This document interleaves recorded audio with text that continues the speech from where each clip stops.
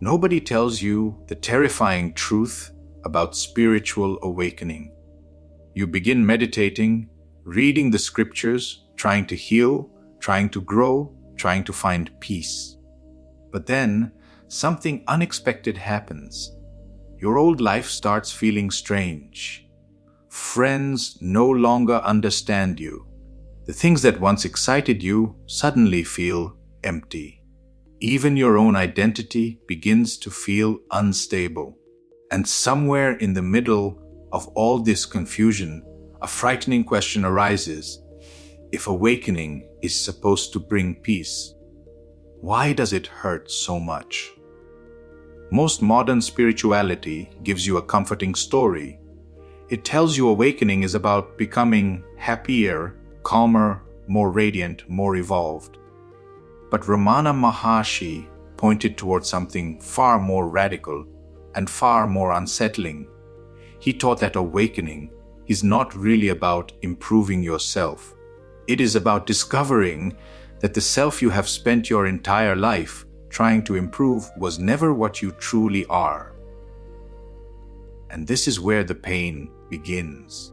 Because the moment you seriously begin asking the question Maharshi gave, who am I? Something profound starts happening. You are no longer collecting spiritual knowledge. You are quietly dismantling the one who seeks it. The identity built from memories, wounds, achievements, fears, beliefs, and personal stories begins to crack. And the mind does not surrender peacefully. Maharshi once gave a devastating metaphor.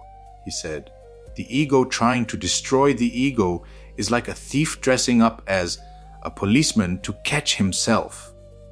Think about that for a moment. The very mind trying to become enlightened is the same mind terrified of disappearing. It wants freedom, but only if it gets to survive the process. And so an inner war begins.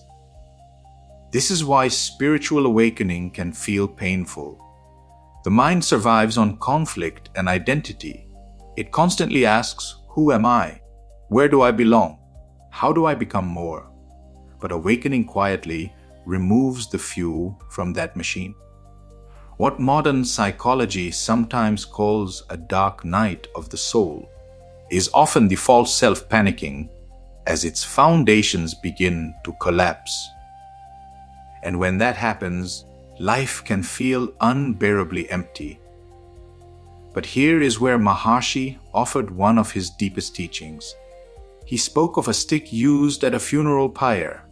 In India, when a body is cremated, a long wooden stick is used to stir the fire so everything is fully reduced to ash. But at the very end, something unexpected happens. The stick itself is thrown into the flames. Your meditation, your spiritual seeking, your desperate desire to awaken, your spiritual identity itself, these are the stick. They are useful for a time. They help burn away old illusions. But the final stage feels painful because even the spiritual you must eventually be surrendered. That grief you feel, that emptiness, that terrifying loss of certainty, perhaps something is not going wrong at all. Perhaps the stick is simply beginning to burn. So what do you do when awakening becomes painful? You stop fighting it. Because the suffering is not created by awakening itself. The suffering comes from resistance, from trying to save an identity that was never stable to begin with. Maharshi said, "Let what comes come. Let what goes go. See what remains." And what remains when everything falls away. Not emptiness in the way the mind fears. Not annihilation. Only the silent awareness that has been here all along. You are not the fire. You are not the burning stick. You are the presence witnessing it all, untouched, unmoving, eternal.